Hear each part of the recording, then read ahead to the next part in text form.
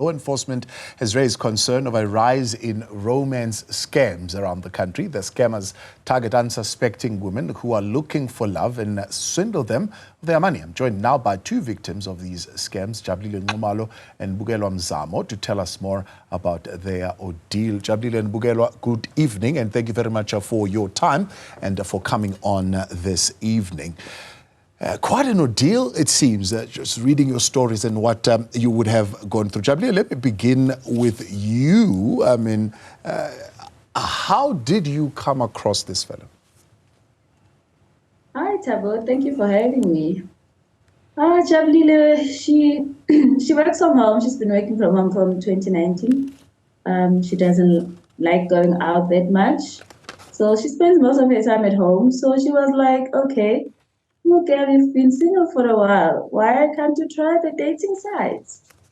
I registered a profile on Tinder. I met a guy who happened to swindle me. That's how I met a person. Yeah. And is this an immediate thing? Do you date for a while? Do you know the person a little bit better, or just meet on the dating line and I suppose a day later asking for money? How does it happen? Oh, no, it doesn't happen like that.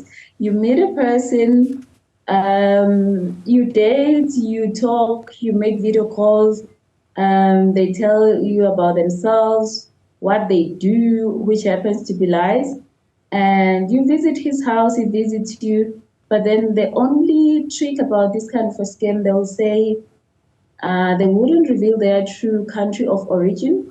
Most of them, they're from Uganda, but they'll say they're from Rwanda or other countries.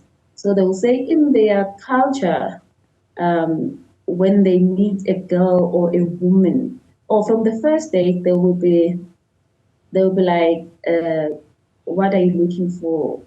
And they'll be like, I'm looking for something serious, so I'm not here to play games. And then they will tell the victims that in their culture, you need to be introduced to their ancestors. The actual ancestors need to approve the relationship before they can proceed. That's how the scams go. After you have been introduced to these ancestors, there is a room that they normally call it a prayer room. It will have a sponge, candles, a mini roundabout house. So most of the time, the voice will be coming from that mini roundabout house. So after you are introduced, there will be a voice that is coming and saying, hey, my son. And at first, it's frightening, obviously. We have looked at this woman and the relationship is approved. And the follow step of the scam will be, now you've been approved in a relationship. They now need to bless you, the so-called ancestors. How they do it, I think they catch a person on your beliefs. On mine, I'm not a person who really believes in ancestors. So I was told that there will be no rituals performed here. There will be no slaughtering and stuff. All they do, their ancestors, they guide them, but they do not pray to them. You'll meet a guy who's a prayerful person. Yes. He will have a dedicated time to pray. Right. I think you want to ask. Right. Wow. All right. Bukelwa, is that the same experience for you, or you would have met them differently? No, I met him at the airport at OR Tambo when I was traveling to Pomene. So I had to board the flight from OR Tambo to Durban. So I met the guy there. So we exchanged numbers.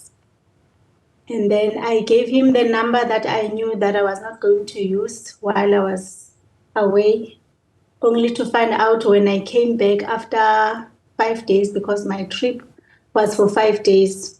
And then there were tons of messages. And then I was like, yo, this guy has been sending me messages and I was not responding. But then it means like he's serious. So I spoke to my friends, told them about him, that, guys, I met this guy. I remember there's a video that my friends took me while we were at the airport walking there. saying that it is going to work as a reminder the day we get married. You know, it was a joke. We didn't know that we were going to get married, but then I still have the video. I kept it for evidence because you know this guy.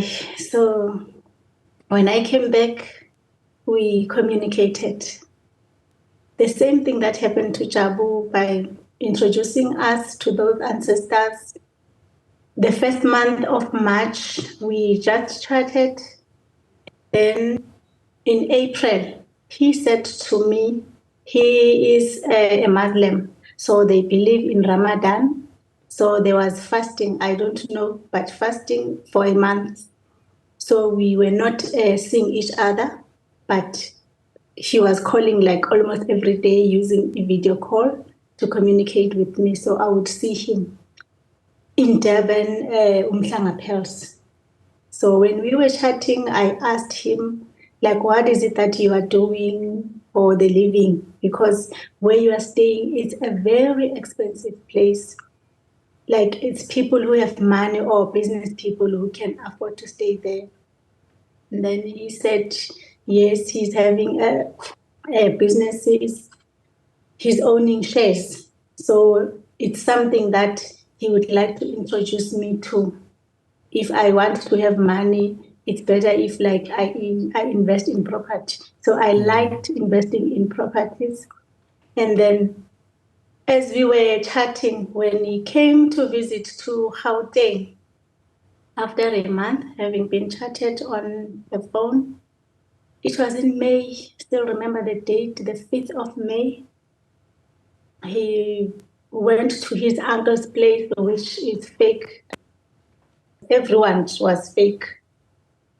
No one is legit from the people that he introduced me to, because when I went out to look for help, I couldn't find any of them. They were nowhere to be found.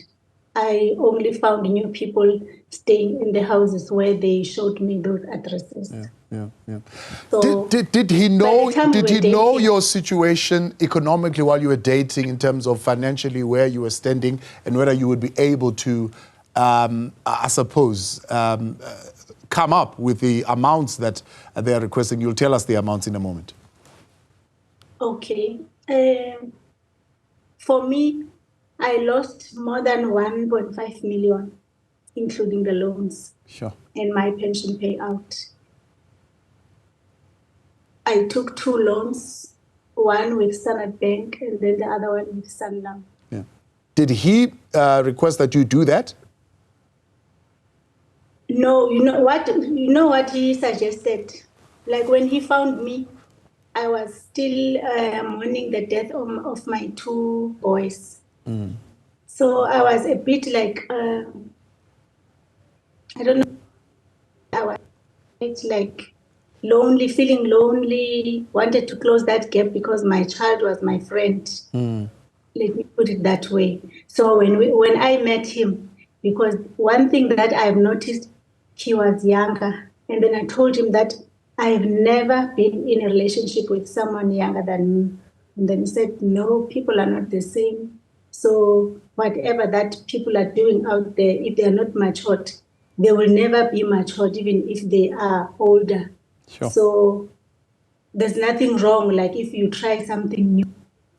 For me to fall in that trap, they spoke about something that happened in my previous relationships and my marriage. So they made me believe all the things that they said. And I wasn't aware that being me for me to come closer to them, or they were buying my trust. Can I come in? Jabulile, you can come in here. How much did you lose? I lost 510,000, which was coming from the loans. But what I need to clarify here is that the boyfriends, they do not convince the victims in this game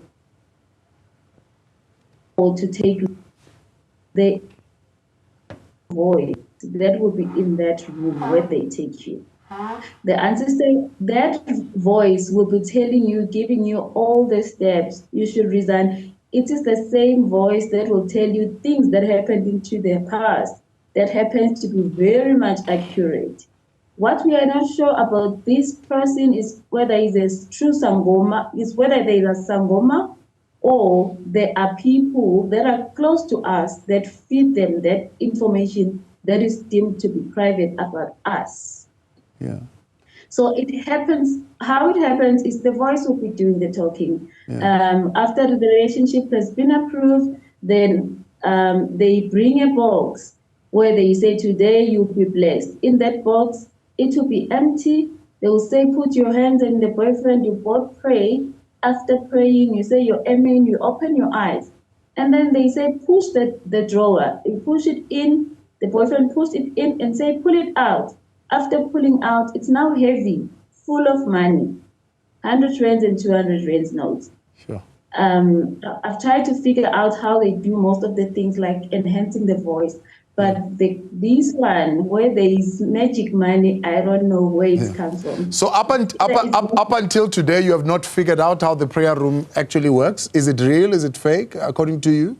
No, I figured out the prayer room. The prayer room is a room. They use technology to enhance the voice. There will be someone, it depends where the guy was staying. In my case, the wall was covered with whiteboards, but those whiteboards were hiding the built-in wardrobe, which was on the left-hand side. So you wouldn't see the built-in wardrobe because they had removed the doors. So you can't see that, you can only see the four walls. Sure. And you'll be surprised where the voice is coming from because you are not expecting who could be inside the house behind these four walls.